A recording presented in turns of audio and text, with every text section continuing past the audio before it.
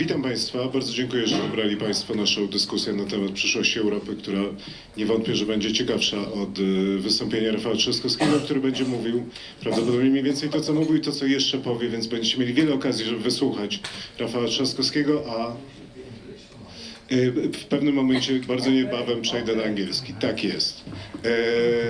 Więc od razu też zapowiadam, że za chwilę będziemy dyskutowali po angielsku. Zaczynam po polsku, żeby przedstawić szanownych panelistów. Z nami dzisiaj jest pan João, Jorge, prezes zarządu banku Millennium. Hello.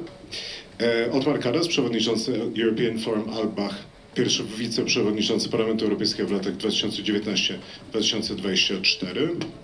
Pan Janusz Lewandowski, poseł do Parlamentu Europejskiego, komisarz Unii Europejskiej. Tomasz Konik, prezes Deloitte Central Europe.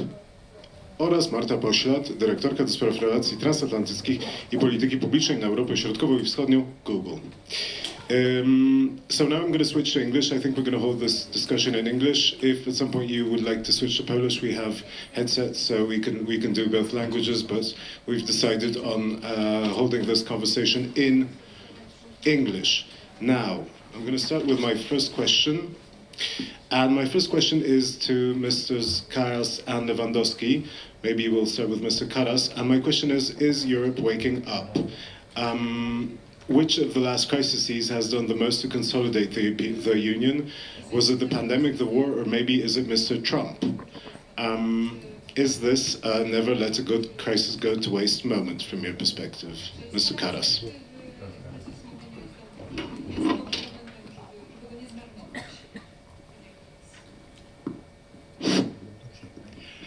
Yeah, firstly, welcome, and thank you very much for the invitation and to your question. I think the European Union don't need a wake-up call.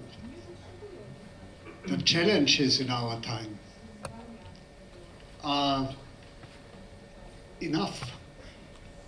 We are living in a complex challenges, and we are facing the greatest transformation since 1945, and wars on our border, digital disruption, climate urgency and social fragmentation, pandemic, the war in Ukraine and in Europe, and our liberal democracy, the rule of law order, is under pressure from inside to outside. Putin and Trump are above. For us, we are permanently reacting to elections and to people. But the challenges in our time are enough. We know what we have to do. And we know it not only now. Now we are more active in talking. But what we have to do is on the table. And is not only a reaction to Trump or to others. Sorry, I lost my microphone. Do you really think this is the biggest crisis that we've seen, Mr. Karas? I mean, I don't know, 1973, 1989, there were a number of moments when things were changing really fast, the world was changing, and we didn't know in which direction it would go. I don't know, 1980 here from Poland's perspective. There were a number of situations where, I mean, do you really think that this is the most serious the situation that Europe has seen? This is the most difficult situation that Europe needs to face? Is that what you're saying? That's not the same. What I mean is the challenges at this time I mentioned are challenges in the whole world, generally, at the same time. I think, and all member states, all regions have the same problems, have the same challenges. And I know that for us as Europeans, 1989 was a big challenge. It was that 1989, I know it as an Austrian, with the longest border to the former communistic and Warsaw Pact states. But the answer was totally clear. Freedom, democracy, European Union, NATO, we had a common answer. And with the European Union became the chance to be the political project to unite Europe. And that was that we had a common vision. At the moment, we have global challenges. We have a situation where the European Union is under pressure, our democracy is under pressure. We have a time where we have not common answers. The one side are looking for more nationalism and egoism, and the others are looking for more unity of the European Union. So at the moment, we have Trump, and we have a new geopolitical order, totally new. So the situation at the moment is much more complex. At the same time, and we are under pressure, we have no common answer. For me, the European Union and the next integration steps in the European Union must be our common answer. We have not only to react, we have to look for a new European sovereignty, and we need more independence, and we have to learn from the past. We were too much naive, we were too much inactive inside the European Union, and that is the chance of the European Union, but it's not clear, is there a democratic majority inside the European Union to do the right things very quickly? And my vision is we have to think the European Union as speaker and manager of the democratic European continent. Okay, thank you very much. Basically the same question to Mr. Lewandowski with an add-on. Is there room for optimism? Is the fact that we're looking for a common answer good news or bad news for the European Union? Good afternoon. Good to see my friend Othmar, long cooperation in the European Parliament. And responding to the second question to Othmar, I agree. Nothing comparable now with what was at the end of 90s, after the fall of Berlin Wall, then after reunification of Europe. Our old continent at the end of last century was a brave new world. Old continent, but full of optimism, brave new world. Nothing of this now, and my shortest answer as to the challenges of the future is no longer going like it used to be. No illusion about the predictable linear development. We are living through unthinkable war back on our continent, not far away from us. Unthinkable presidents of US more friendly towards war criminal Putin than towards Europe, starting global war. So this is all testing our ability to adjust. Good news is that we are really adjusting and normally responding to the externalities we are not to be blamed for, because financial crisis was coming from America. COVID, this is a gift of China. Then migration crisis, this is due to the bloody Middle East and Hungary, Africa, and now Putin invading Ukraine. So all this is the evidence that we can adjust, and this is the major test for the rulers of European Union now. It is even more important than grand vision, this crisis management that we are expecting from our leaders now in Europe. Europe has future. This future is open. There is no finality, no final shape. And I do believe that crisis management is now more valuable than the grand ideas. I think that the best illustration is Green Deal. This was flagship Ursula the first mandate, failure in communication from the European Commission, really fueling anti-European populism, and now revised in a very pragmatic manner, that is rename clean industrial deal, meaning that we are to save planet, but also likely to save jobs, competitive jobs in Europe. But apart from this communication failure of the Commission, we are improving now. Everything is now in the shadow of war.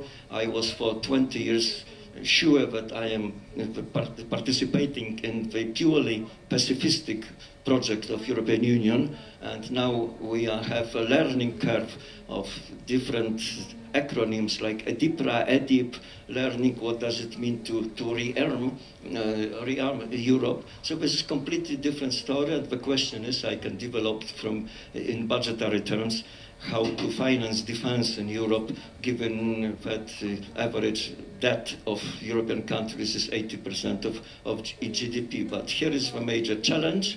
Europe pacifistic projects now to be ready by 2030 with resilience towards potential aggressors. I'm going to repeat the saying, never let a good crisis go to waste. There's also this feeling that whenever Europe has been facing a crisis, it has moved on and it has become stronger.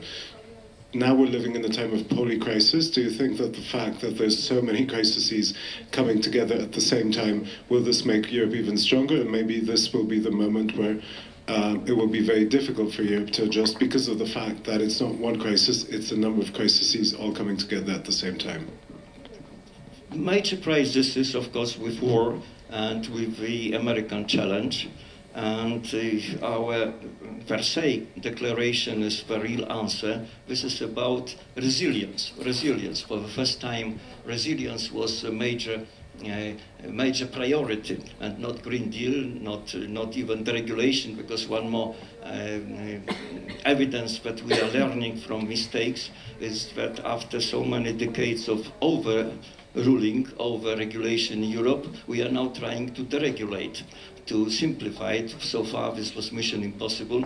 But I think I have to repeat that given the story of major challenges, all of them not homemade, all of them coming from the other continents, Europe was able to adjust, to gain some competences in health, to find as a first continent a vaccine against COVID. This was, by the way, a company set up by the immigrants and financed by my budget, because this was about EU financing, about Pfizer vaccine. So I can deliver many stories of this learning curve and ability to adjust. For me, crisis management is better than, and we should resist temptation to reinvent Europe from scratch, to find another Europe. Grand vision is not the same now as a value of leadership as professional crisis management. Okay, thank you. Let's move on to the business perspective for a moment, and I propose that for the moment we focus on one of the crises that we're going to be talking about, and this is the impeding trade war. If it's going to come and if it's going to hit us hard, we have yet to find out, but my guess would be that at least the threat of the trade war is going to be with us for quite some time.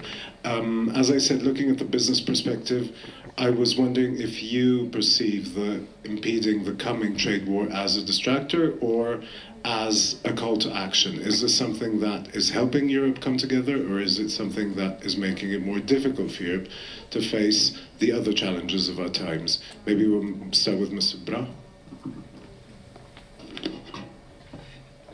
Good morning. Thank you for the question.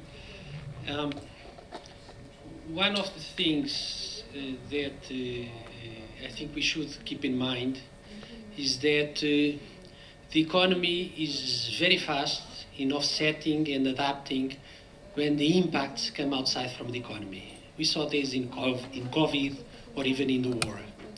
However, when the impacts come from the economy, the recession is long and very difficult to overcome. And we saw this in the last financial crisis when they came from the mortgage crisis in US. So I would say that this is clearly not a distraction, and we should be prepared for an environment that will be much tougher than we are forecasting, with high probability much impactable than the markets are adjusting. As a business person, so as the CEOs and the business leaders cannot choose the business environment where they work.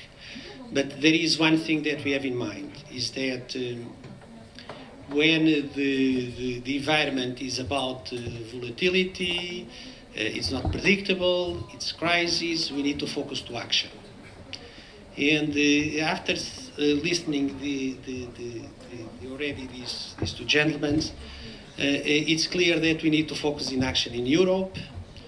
And moreover, it looks like the actions are very determinant and known, and this is what also the business environment waiting. So, the first action is obvious, that is diversification of markets. So it's taking the opportunity and to close the initiatives that for so long, for years, are being discussed. Can start with the European Union and Mercosur, can be others.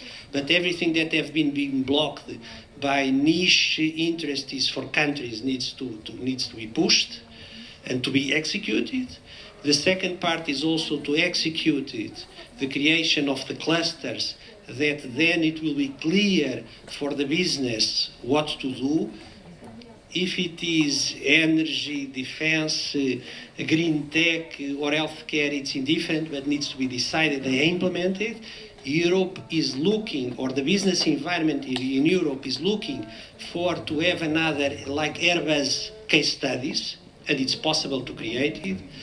And the last one is to execute the remaining steps of the unification of the markets. Every time in the news we are listening the Canadians to saying that if they slash the barriers, the tariffs, and everything that they have internally with their provinces, they would have a GDP gains higher than even the impact of the tariffs of US. So if 65% of the trade in Europe is intra-Europe, it's obvious that if these steps are done, also a recovery, I don't know if it is 1% or 2% of GDP, but recovery is in our hands. So I would say that it's not a distraction. It's going to be much longer, and we the business world, what wanted and what wait for the politicians and the European authorities is to focus in action and execute everything that have been discussed in the last years. Okay, thank you.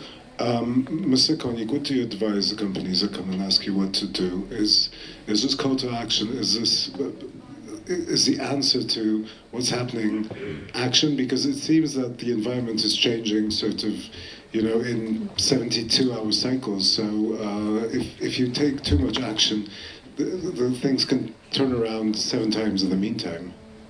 Good afternoon as well, and maybe before I answer, one, it's not like ad vocem, yeah, but I have a bit different view, on this political aspect. Yeah, I think, being honest, that it's a big distraction for Europe, and being honest, I think that the need is for the reinventing the Europe as such now. Yeah, so I think that the Europe and I, by the way, I'm fully supportive to the EU as an institution, but I think that this institution would fundamentally change or will not survive for the next years. Yeah, so I think that there is this call for the big institutional change is already here.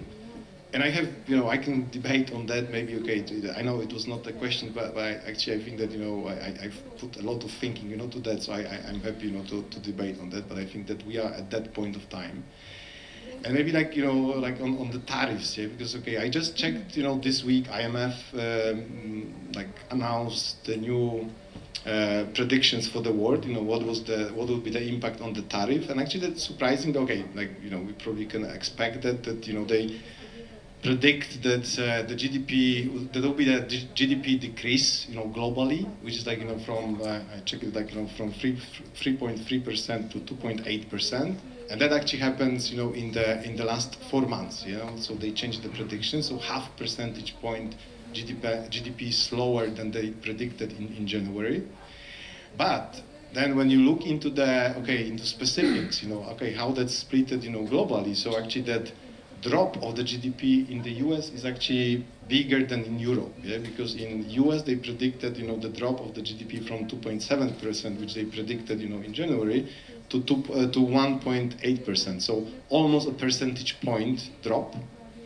At the same time, the same translates to the Europe, which anyway, predicts, slower GDP growth because it's only 1%, but, then the drop is like to 0.8%, like only. So you can say, like 5 times smaller, the impact on the tariffs for the Europe than for the US, which is, to some extent interesting because, the US started that, and seems to me that they will be probably more heavily negatively impacted by that than the Europe itself. So that's one. I also believe that, it's like, and especially in the business, you live in the environment, you don't take, many things for granted. In the business, you need to adjust, either you're out of the business. So frankly speaking, for me, that situation is, it's definitely the call for action. I also agree that, that adjustment could probably, take us a bit longer. And it's not even about the, I don't know if you heard that, that in US we are not anymore saying that it's uncertainty, but it's more unreliability, what is happening in US right now. You cannot rely on Trump, what he will do the very next day. But by the way, like interesting, maybe fun fact on the tariffs, I just checked this week that, the US introduced the new tariffs, which is like 3,521% on the solar panels produced in the Southeast Asia, because they suspect that the Chinese moved the production of that to the Southeast Asia, which probably is true. So that's why they levied the tariffs that high, which is like something you cannot really imagine that is happening. But for me, call to action, and I would say, and here I'm touching a bit maybe a business, but also this politics. I think that Europe needs to react, and by the way, not only know what to do, but also know how to do and do it. So I think that really like the 3 things which are very much connected for me. And I think that, the effectiveness on that reaction from the Europe, my personal belief is, if we would be more integrated in Europe between the countries, our chances are higher than we are, than comparing to the fact that there's a situation that, that response would be fragmented. And which to some extent is happening right now. So every country, knocking to the door of Mr. Trump and actually would like to negotiate, the deal with him. I think Europe needs really to step up here and to negotiate that, for the Europe, which is, I understand, happening right now. So even, the Ursula von der Leyen, she said, that would be discussing that like more in for the whole Europe. But I think that that's really, quite critical for me. If we are fragmented, the chances for the successful, call to action, I would say, are limited. If we are like integrated in that, we have higher chances to get, to get there. And maybe 2 aspects, probably there are more, But what I see that call to action, should really happen. Is quite obvious one, the defense. I think that we, for so many years, really relied on the protection, on the security guarantees from the US.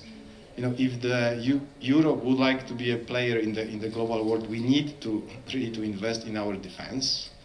And actually, Poland is probably the good example of that, because we are already investing more and more into that, and we are the country which really spent almost like 5% of the GDP for the defense. The open question is how you plan to finance that. It's it could be challenging time for us, but I think that that integral defense policy, I think that's something which I believe is quite critical.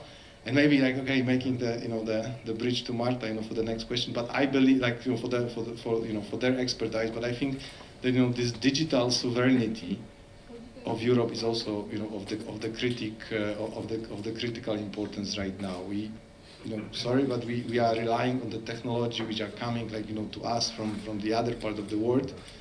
And as a business, I think that we need to start rely more and more what we are able to produce and develop here in Europe.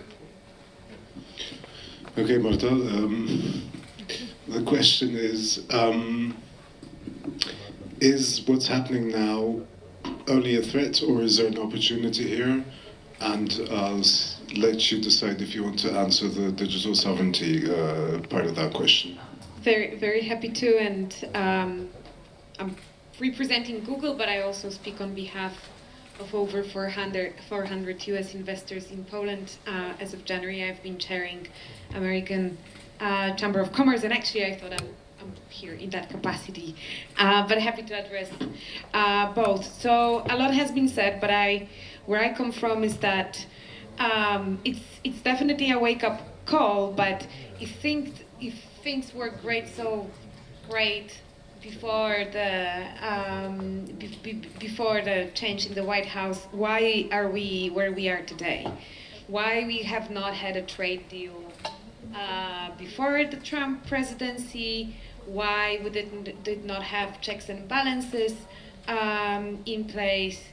And the answer is because things have not been working as well as they could be for a very long time. There has been a ton of protectionism between Europe and the US. We just prefer the aesthetics of the political angle of the transatlantic relationship. But when you look at many sectors, many of the issues that are now front page debates are nothing new to US investors in Europe and Europeans in the US. So to me, this is a wake-up call in a sense. If we're not gonna get the message that we need a trade deal, there needs to be some kind of a transatlantic marketplace finally. Why? Because we share values against the rest of the world that is very scary out there.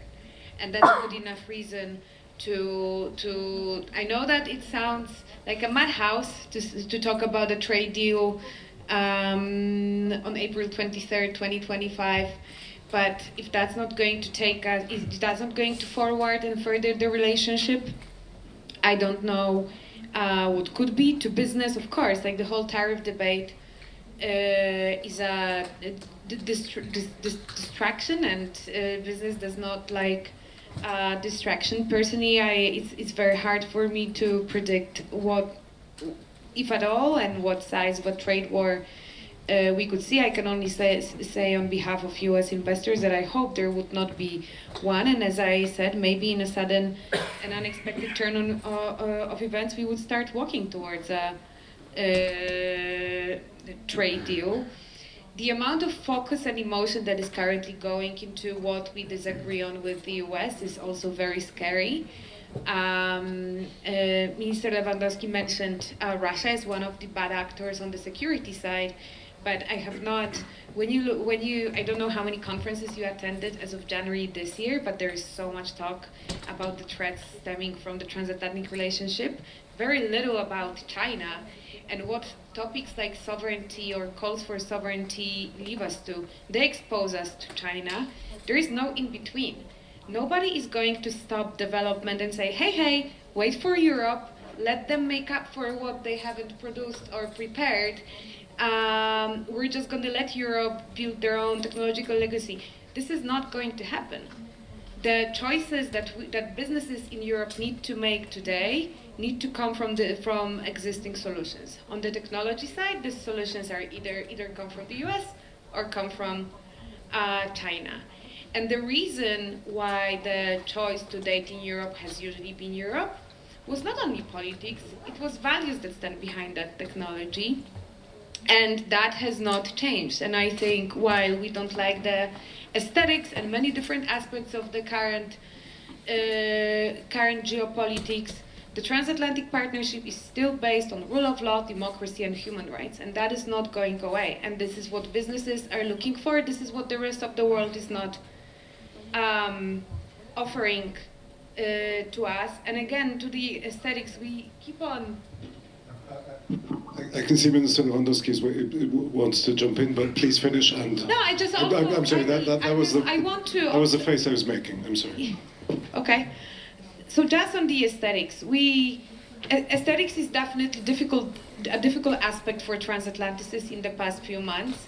But if we were to build our foundations on the aesthetics, we, especially from where we sit as Poles, as a meeting today in Poland, we could also point to the aesthetics of a number of political decisions and movement over the past decades, and also be doubtful about the truthfulness. Just to go back to your original question, Andrzej, I think it's definitely a wake-up call to think about the strengthening the most successful and the most profitable alliance this part of the world has ever had. Thank you. Okay, does anybody want to jump in and have an advance? Yes, with pleasure, because this is good for discussion. At the political level, my neighbor was surprising me, because my point was that given all the challenges, we should rather adjust, develop by evolution, and resist temptation to reinvent Europe. And your point was that we should reinvent Europe. I am afraid that the democratic society is not developing by revolutions, but by evolution, respecting wisdom, what was done in the past, and improving. That is the difference between the English Glorious Revolution, giving that the result was democracy, and French Revolution. Big difference in historical development, and that is why I do believe that we should raise to the challenges, improving and not revolutionary changing, because revolutionary shake-up is normally fueling anti-European populism. And my illustration was about Green Deal.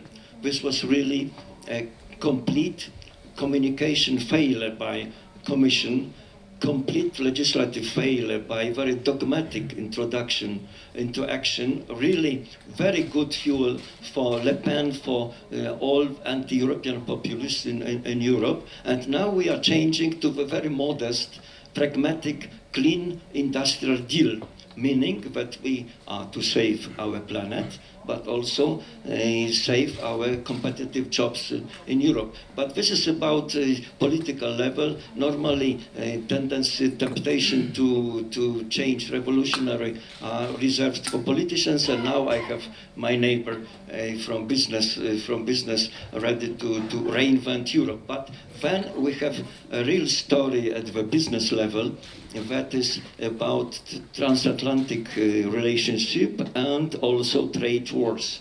We are not initiating trade wars because we know in Europe that trade wars are about losers on both sides. Nobody is winning in trade wars. Trump was loser in his first mandate by his chaotic action. American deficit was growing during Trump #1. Previously, Bush was also complete failure in tariffs, and the remedy to the great crisis in 30s, to the deep depression in the United States, that was about overall tariffs on everything, was really deepening depression. And we know about it, therefore we were responding to this chaotic action by Trump very much restrained, waiting for the change of mind that is coming now with suspension of tariffs. This is grounded of our belief that really nobody is winning in trade wars. Consumers in America are already the losers of this chaotic action by Trump. But also we are initiating a lot against China. There was a procedure against electric cars seen as too much of state subsidy in China. So we are trying, but again, this is all very much restrained. And even more restrained, that is about Google, about Amazon, that is about Apple and Facebook. because we have a lot of regulation in Europe on data, tech, so-called tech regulation. But even if something has been initiated, and this was initiated in previous mandate, we are really not going too much to the action, not to produce the war between us and America. We don't want to be GAFA colony, digital colony. Europe is to some extent a sort of GAFA, that is Google, Amazon, Facebook, Apple colony. We want to change. We are the first in the world to initiate so-called AI regulation, too much oriented towards data protection by my standards, by my liberal standards. But generally, this is the position of Europe. Reacting in a very, very restrained manner, because nobody is winning in trade wars. I have to tell you, I don't really know where to go with this discussion, because this is like an Eintopf discussion where we've put so many things in the pot, and we're talking about the future of Europe, and I don't know if anybody knows what that is. I wonder if the path down which we want to be going is a transatlantic relationship, and how it will impact Europe and this relationship with China, because I have to say, this is going to be my advocacy to what you were saying, Marta, is, well, in very many discussions I've listened to and heard over the last couple of months, there's been a huge change in how we regard China, because basically what I feel Europe is hearing from the United States, and this is being said by the president and the deputy president, the vice president in Munich, etc., is that human rights, I don't really know if we have the same values. Rule of law, I think there might be a problem with how the United States is looking at the rule of law now, because there's a constitutional crisis brewing. So, and if this is all going to be about leverage, and this is all about making deals, then the question is, what's our leverage in the relationship with the United States? And should we not start looking towards China and thinking, okay, so who's going to give us the better deal here? I mean, if Donald Trump is a deal maker, then shouldn't we become deal makers?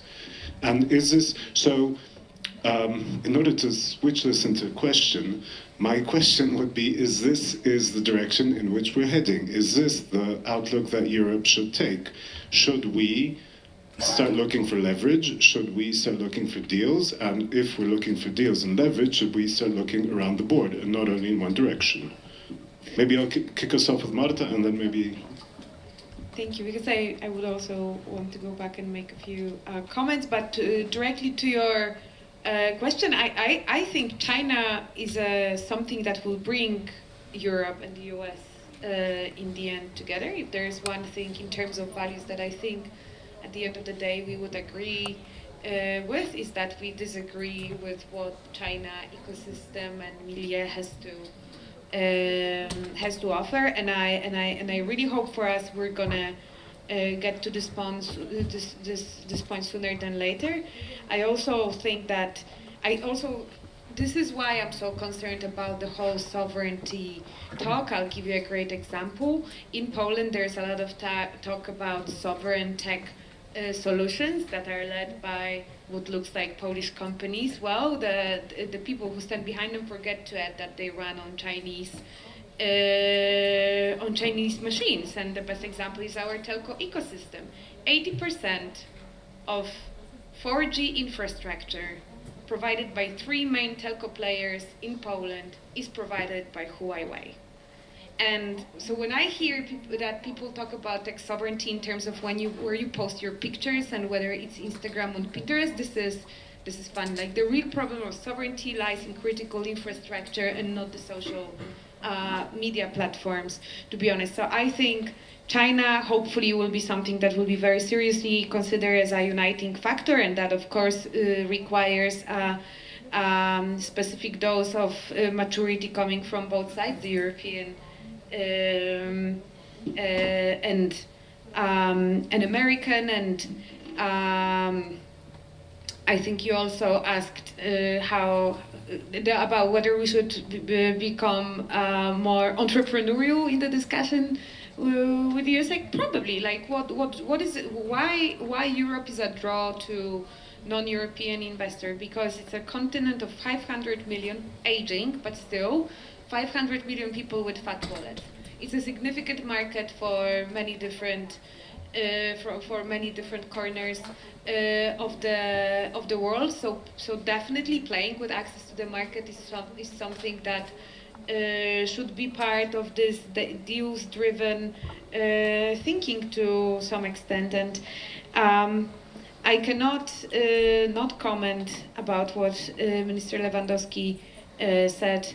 I think speaking about colonizing, this is not a US trade to colonize, and I think Europeans should very specifically be careful about the language of colonization. The competition in the digital space is one click away, and this is not only among US providers of technology, but generally there are just certain reasons why people don't decide to click away and they stay within a certain ecosystem. And while I do not believe Europe is a digital colony, I think Europe is an AI desert, unfortunately. And while Europe indeed came out with the first AI regulation, it doesn't have its own significant providers to offer just yet. There are some fantastic examples, companies like French Mistral, which end up moving out to the United States. And that's something that should be considered in terms of reinventing Europe, in terms of pushing out US investors that really are friends and allies here, and a lot can be built together upon that in the name of reinventing Europe. And I'm sorry, Andrzej, I ruined your attempt to get this discussion back on track. No, as I said, this from my perspective, this is like an eintopf. Everybody puts what they like in this pot. So please, what would you like to react to, Mr. Brás, maybe? Do you need a specific question, or do you want to react to what's been said? No, I was not, but anyhow I will do. So because I think that one of the things that we need to avoid is to always mix everything. So let's agree that this is an economic deal. This is a discussion on economy. So we have a trade war that can cause a big recession. And by the way, the World Bank or IMF, I don't remember, their estimation was after withdraw or suspend the tariffs, because if everything is going to be applied, then we will see. So I think in Europe we just need to discuss what we want to do. I don't have anything to say about my expectations about what they should do in US, or what they should do in China, or what they should do in Africa, because every time that we have this kind of discussions, we lose our focus. The discussion is about what we have to do in Poland, in Poland as well, but in Europe. Let's say this in Europe. In my view, we have two major problems. It's like a gap. It's the people gap and the scale gap. This is and the people gap looks very easy, and it's very difficult because it's more complex to close. The scale gap is we need to understand how to create in a clear industrial policy the new clusters that have scale in worldwide. We need to create the technology and know-how innovation centers at the European level, and maybe it's 3 to 5, and then it's not the fights about each country and its university and things like that. And also, and this is a little bit from my area, we need to finally solve the problem of the common capital market. It's a nightmare what we have. We have an agglomeration of Mickey Mouse stock exchanges, and it's impossible to change this. Allocation of capital for the good ideas will not come if we do not have a unique financial market. And this is, I would say, our gaps in scale. Scale in terms of some clusters worldwide, scale in terms of innovation and know-how worldwide, and if it's not technology, it's not technology, or AI, it's healthcare, it's something different, and scale in terms of capital creation, allocation, and raising. And by the way, this will be even good for people. In Europe, we have 12% of savings of disposable income. In US, it's just 6%. And the wealth accumulation, of course, it's much higher in US because there is, instead of time deposits, they have stocks and they have funds and everything like that. But this is another discussion. And then there is the people gap, and the people gap is by far the most difficult one. Never in our history we have so many people in university. Never in our history we have such a gap in terms of skills that the economy needs. So we need to upscale skills, we need to retrain people, we need to, in one way, understand how to coordinate the education, not only the university education, but also the professional and vocational education for the needs of the economy. And third, of course, if we have an aging population, we need to tackle the immigration in a serious way, in an intelligent way, but also in a way that would be accepted by the population and the voters. So this is what I think we should do, instead of discussing about what the Americans or the Chinese should do. But basically, if I'm getting what you're saying, is basically we need to integrate. I mean, in order to, basically, the lowest common denominator to all of these, apart from the people gap, is more integration on a number of levels. But at the European level, I'm living and working for 18 years in Poland, and I love it.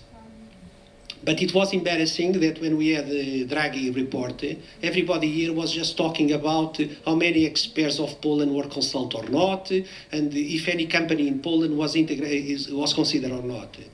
If the report was about how to compete at the global level in European level and how to create new giants in terms of economy and in terms of know-how, we cannot have the national vision. If we have the national vision, so it's not just integrating, but also understanding how to play the game at European level, to creating centers of innovation, economy, development, and also capital markets at the global level.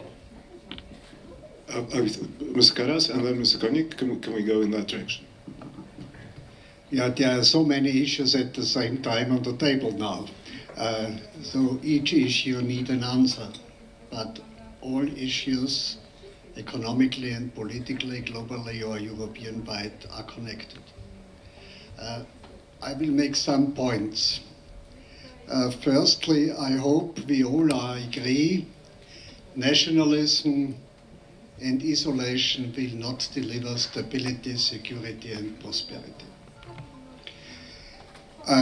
All challenges in our time, I speak more about challenges as about crisis, all these challenges need a European answer, not a national answer. That is my first point. We must embrace a union that is bold in ambition, clear in values, and strong in execution, particularly in the fields of security, competitiveness, and sustainability. And I think it is totally clear what we have to do. We need not deals. Firstly, we must complete what has long been on the table, the single market. The single market is not ready. The single market is fragmented. And the single market is not a single market for all products and for all global issues in a global market. We have too much national markets and we don't have a real single market. And the later report and the Draghi report give the right answer for finalizing the single market. We have to complete the single market, the capital markets union, the banking union, and we have to expand our cooperation into an energy union, a health union, a social union, and a defense union. And for all that, we need a European budget.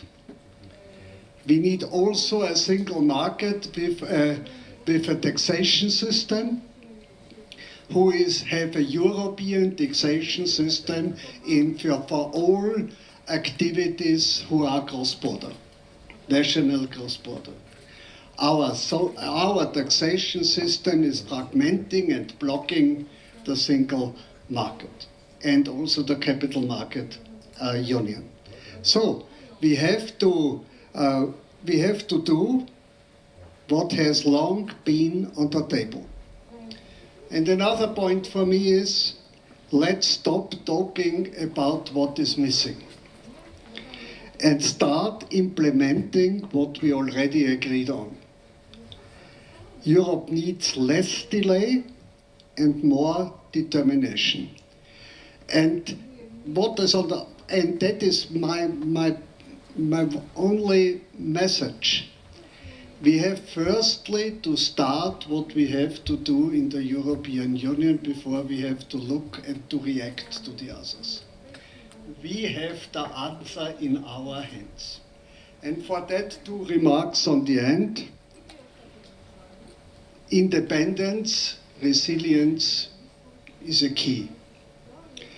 Europe's dependencies on Russian gas, Chinese supply chains, Chinese medicine products, American tech, American security have left us exposed. Autonomy is not about isolation, but about resilience. That is what we have to do. And we have to strengthen our strengths and our European identity.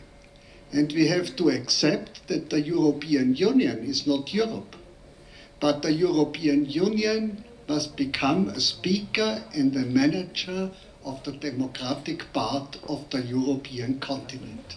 We have to think Europe as a continent to strengthen Europe in the new geopolitical order, not against others, but very strong in relation to the others as a fair partner.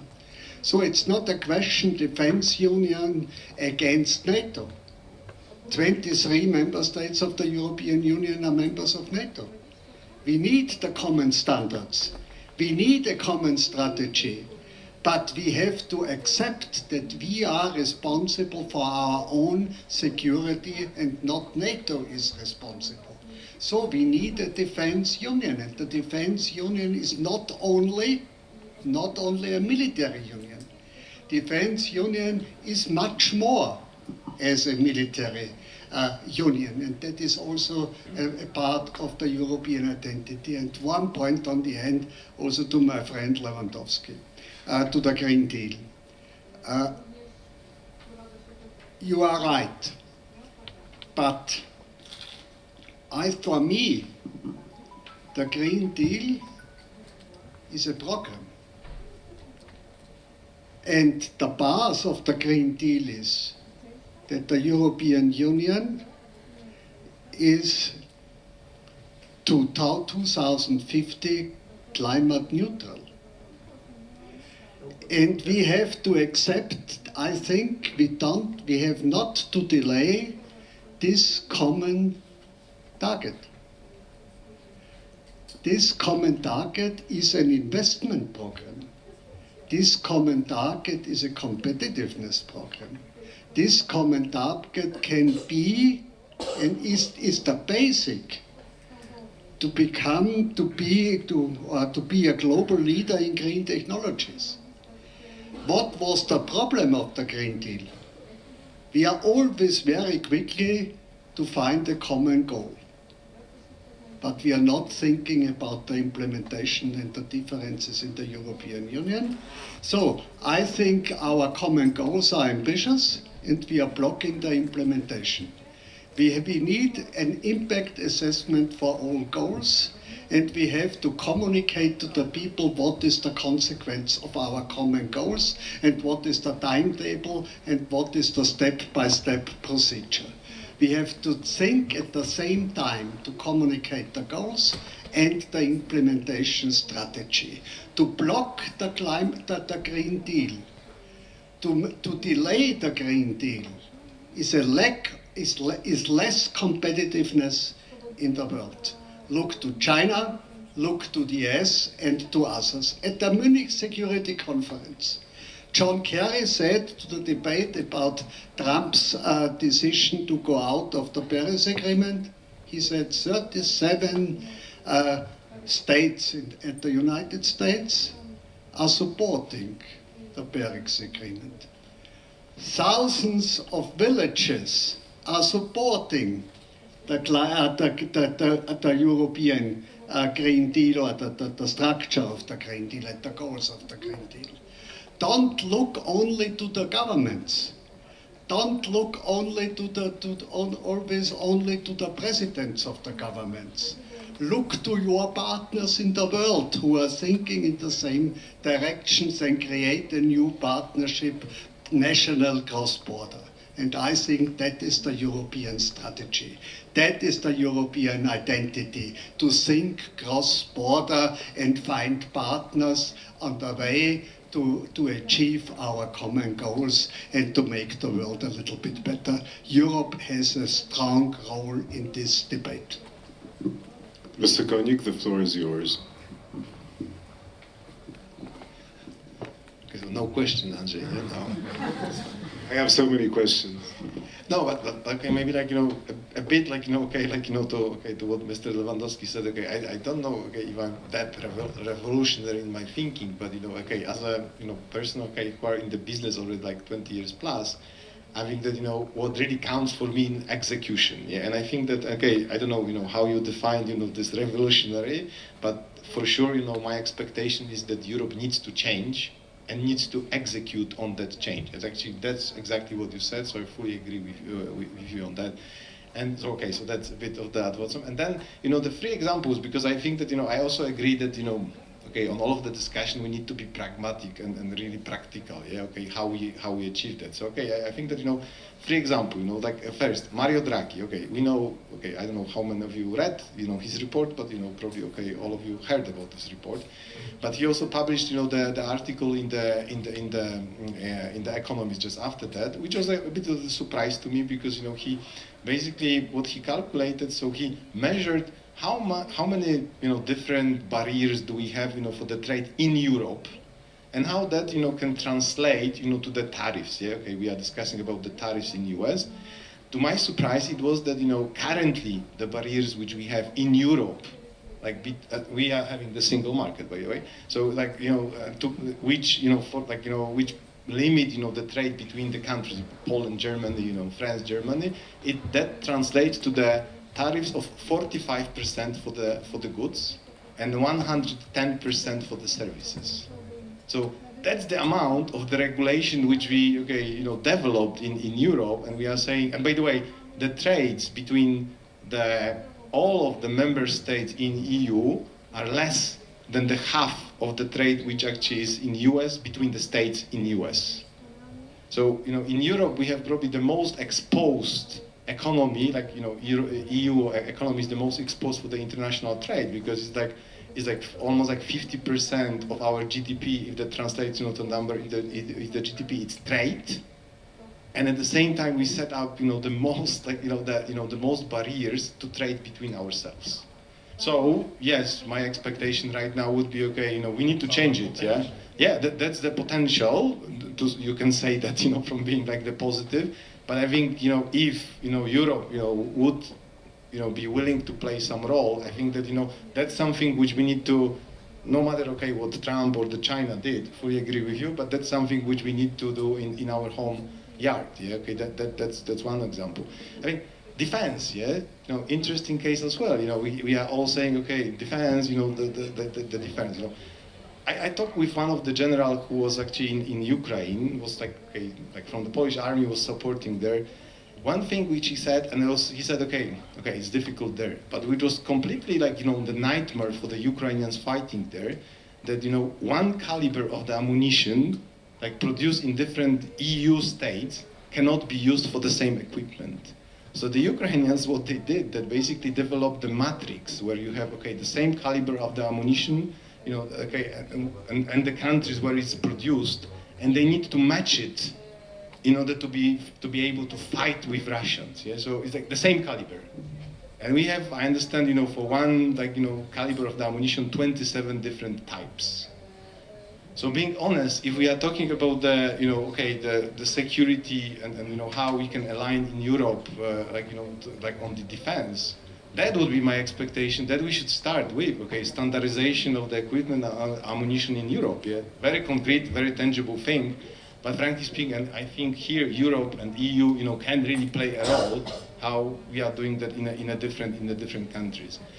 And maybe the last example, and I know, Andrzej, I'm not making your life easier, yeah, because no question more, yeah. So, but the last example, which also was a bit of the surprise, there is a published actually recently the Ukraine support tracker. I don't know if you check it, and by the way, interesting fact is that EU as the whole, actually supported Ukraine much more than, so what Trump is saying is not true. So we supported the Ukraine much more than the US. One thing is when you look into the categories of this support, probably yes, on the military they supported a bit more, but overall EU supported Ukraine more than we did. But when then you calculated, that support, amount of the support, to the percentage of the GDP, which is kind of the relative measure, so you will see that, the small countries in EU are supporting more than the big countries, much more. So here, on all what you are saying, I think that there is probably a bit more responsibility on this, €1 for, whatever this €1 would be defined for the bigger countries, than for the smaller countries. In that particular case, actually, the smaller countries supported much more Ukraine, in the percentage of the GDP as the double, as the big countries. Yes, I think the Germany, the France, here, UK, which is not in EU, but also in Europe, I think that the responsibility for the big countries is even bigger now. Okay, thank you. Listen, I think we're going to take some questions, so if you have any questions pertaining to everything that's been said, then please raise your hand. In the meantime, whilst you're thinking about a question, I can ask you my last question. And again, it's going to be rather something I've been thinking about, which I'm going to disguise as a question. But basically, I was thinking that maybe in the 20th century, Europe needed crises to move forward. Maybe in the 21st century, we need enemies. And by this I mean the fact that what we haven't been talking about is democracy in various member states, and the fact that in order to move forward and in order to make all these things happen that we want to happen sitting on the stage, we need governments which will be willing and aligned to the same interests. So maybe the only way to make that happen in this day and age is to find enemies. We found an enemy in Russia, with the help of Russia, which is allowing us to move forward on defense. Maybe we need an enemy on the economy. Maybe we need an enemy on technology in order to start working on turning Europe from an AI desert into maybe an AI, field. I mean, maybe this is the future, however terrible that sounds and however counterintuitive it is from everything also we've said about the fact that we need to cooperate, how Europe is about partnerships. Maybe in the 21st century, it's about finding an enemy and getting things moving and moving things along. So maybe if you want to react to that question, then please do. And if you have any questions to us, then please do raise your hand. There we go. Okay. Maybe we'll take a question, and then you can also react to the question I asked. Mr. Wojciechowski. I like very much the comparison of the tariffs of fragmentation of the internal market. Although I don't know the data, but I know about the data which comes from European Center for Parliamentary Research Service, which computes the cost of non-Europe. For example, for defense, between 80 billion to to some 5 billion euro, of the fact that we have different tanks, let's say 9 different tanks, in Poland 5, maybe in Ukraine now 7, because we sent tanks to Ukraine, US has 1, okay? So the effect of fragmentation is obvious, okay? But of course, if we know all of it, why is it so difficult? I'm not talking about the enemy, the enemies from outside who would push us towards some reforms. Why is it so difficult? And this is a question maybe to Mr. Lewandowski, in the European Parliament, but also maybe for you. Why is it so difficult to make it happen? Something which is so obvious. The Europeans should know the cost of non-Europe, the cost of fragmentation, the cost of the fact of the lack of the real single market. And so let us stay with defense, because I think this is nowadays the biggest challenge, to change pacifistic union into union with military strength. Our horizon is 2030. The difficulty, and as for fragmentation, of course you are right. Terrible fragmentation of the military equipment. But Article 41 of the Treaty of European Union is explicitly, this is a ban on buying from the European budget weapons, and even sending it to the other countries.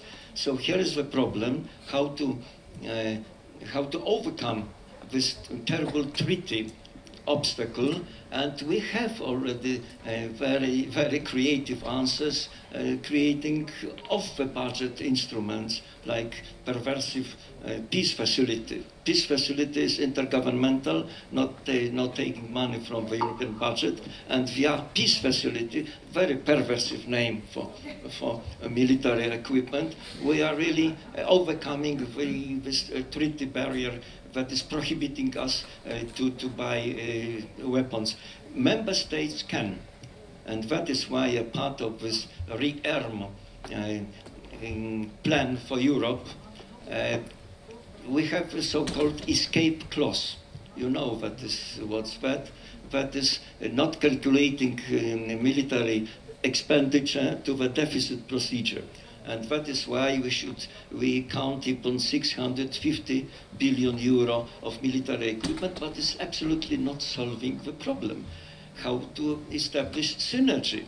And synergy, I know several think tanks around Brussels, very creative in this respect. Bruegel is suggesting a model of European stability mechanism as an intergovernmental for a coalition of willing really to buy, and to make it a sort of lend-lease, but with unified weapons, unified ammunition. And we should, I think, progress with coalition of willing.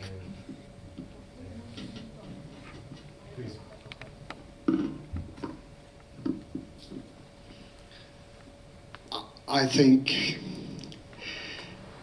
we are talking first about costs and not about benefits. And we are talking firstly about changes at home and not efficiency European-wide. And we are talking firstly about sovereignty as about solving common problems. That is a big problem. Secondly, we will show next year how effective, how strong the political will is when we are starting the debate about the multi-annual budgetary framework. That is a big issue. I think with 1% we cannot achieve our common standards and common goals. And we have to be fair, and we have to say with how much money we need, and where is the money coming from, and what is the efficiency of doing it together with common standards. That is what we... Net payer is saying. Yeah. Remember, this is net So, payer. I always say it also at home, and for me it's also clear we have a lack of strong personalities in politics and also in the media. We have to fight for the European Union and not to fight for more nationalism and populism against the European Union. We have to communicate. We need a political will to communicate what is necessary and what we need and what we have to do. That we need a swift political communication about our situation and the European Union. And the development in our society to strengthen the extreme left and right is always a weakness of the center. And we have to go forward, and we need leadership, and we need communication. If we are communicating what is necessary and what is the benefit, then we can achieve everything. And we have also a majority in all our member states. The people have the feeling at the moment they are alone. And we have to work with the people. We need a coalition with the civil society, not a coalition with the nationalists and the populists. And that is the question of leadership. And the main problem of the European Union, we have excellent 27 different structures, but the structures are not compatible. And the lack of compatibility is the reason for the costs and our budgetary deficits. And so we have to think European-wide, and we have to communicate it. Then we have a chance. Okay, do we have any more questions from the room? If not, wait for it, I'm going to ask you something. And this is seriously going to be my last question. Is there room for optimism? Because I have to tell you, I have this feeling that it's fairly easy to agree on what needs to be done, and these things aren't really happening, and at least they're not happening fast enough. I don't know if we have a lack of leadership. I think we have leaders, and they only arise when the opportunity is ripe. I mean, I keep thinking about Emmanuel Macron, who, has these ups and downs, but he thrives when he finds an enemy. He thrives when he finds a crisis. When he needs to govern, he falls behind. And I think this is quite true for a number of politicians in Europe today. So, are you optimistic? Do you think that in 10 years' time, Europe will have done the things that we've been talking about, will have integrated, will have formed a common single market, will have put together a capital markets union, will have overcome national egoisms? So maybe around the board, are you optimistic? Do you think this will happen, and what needs to happen in order for that to happen? Because I think this is the gap we're having in this discussion. We know what we want. We don't really know how to get there. I am very optimistic, and it was incredible to see how aligned and pragmatic the opinions were, and also the recent bad moments, they have had good solutions. Let's not think that it's not a dream, but even the COVID action was much better than the initial forecasts for European Union. The reaction of Ukraine war was much stronger and aligned than everybody was expecting since the beginning. And I'm very confident that the capability to find the solutions on economic terms will also be surprising.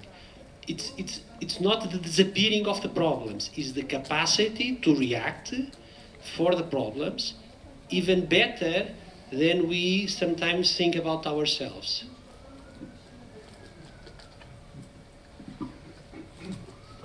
To your question, yes, I am optimistic. If we are not doing it, the nationalists are the winner, and the European Union is not the European Union where our founders created 70 years ago. I think that is, and we have no place in the new geopolitical order. We have enemies enough. So we don't need more enemies, and we need pragmatic action, and we need European thinking, and I think that has a clear majority in all member states and during the European Union, and is the only one solution we have at the moment. And the answer to the challenges, yes, I am optimistic. Please help us to achieve all our common goals.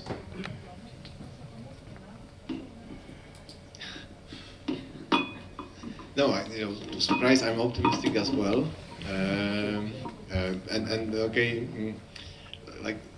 The last week I was in Kiev, and maybe another story on that, and I'm like seeing how business actually, and I see Ukraine is part of Europe, hopefully would be part of the EU as well.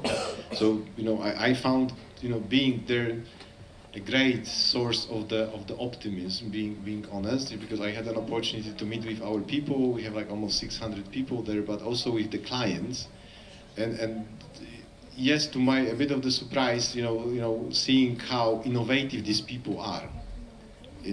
What they are doing like every day, being actually woke up like every night by the Russians, like air alerts in Kiev.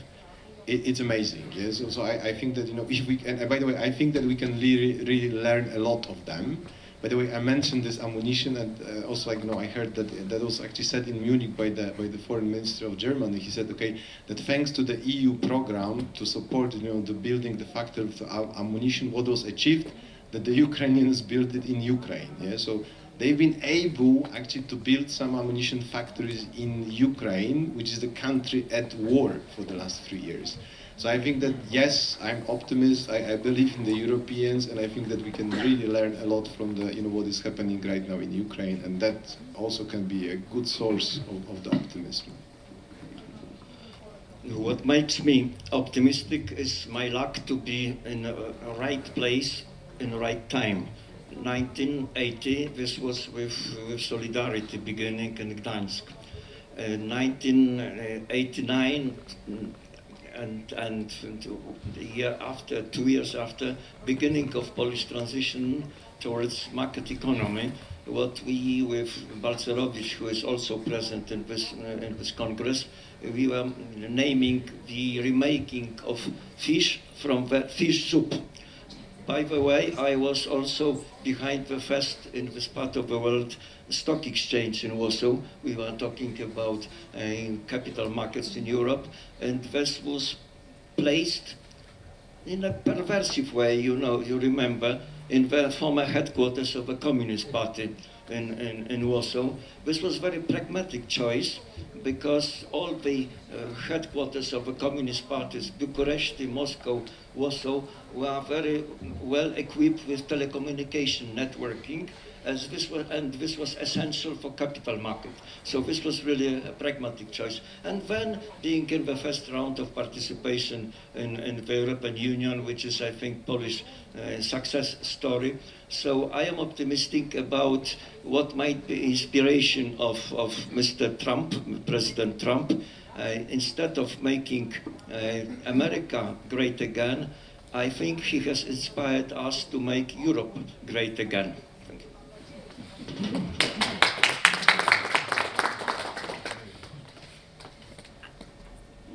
promised Andrzej I would not disappoint and present a different point of view, but I'm going to start with what I'm optimistic about. I'm optimistic about things I know much better than how to make single market work. I'm very optimistic about AI progress and how many issues this can solve and where this can take us when it comes to most consequential topics of our times.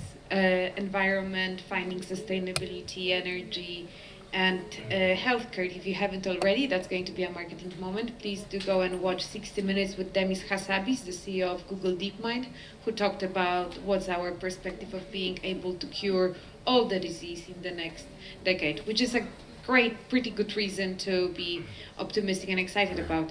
What I'm not optimistic about is that we can achieve many of the things that we discussed today if we don't unlearn old methods of trying to achieve them. I would be much more optimistic if we found that strength and inspiration to unlearn, to again go back to partnerships that brought us to the point where we are today. And other than that, I think we have the capital, we still have the talent, so there are no reasons to think that we don't have material to work with. But it's already anecdotal. The Draghi report has been out there for a few months, and when you look at some of the solutions that are being applied, it's hard to say that they are actually responding to the issues laid out in the report. So overall, here's to more optimistic future. Thank you. Okay, so I think I'm going to be the only outright pessimist in this panel, and I would say that my guess is that the European Union will dissolve during my lifetime, and that probably it will fragment into smaller unions and different mechanisms and different institutions. And the fact that it's been around for the last 80 years, that's not really that long. And I think that I can't imagine that it will stay together unless something terrible will happen, and we will have to come together in order to counter a huge threat or a huge catastrophe. So my guess is, and I don't know what you took out of this discussion, but my feeling is that there is this huge disconnect between what we feel needs to be done and what people think, normal people, believe in and feel that needs to be done. And I think that this disconnect is rather worrying, but I'd say that I'm pessimistic about the European Union. I'm optimistic about Europe because, it's going to be there. It's a continent. So anyway, thank you very much. Thank you for being with us on this roller coaster ride of a discussion, and see you around during the Congress. Thank you.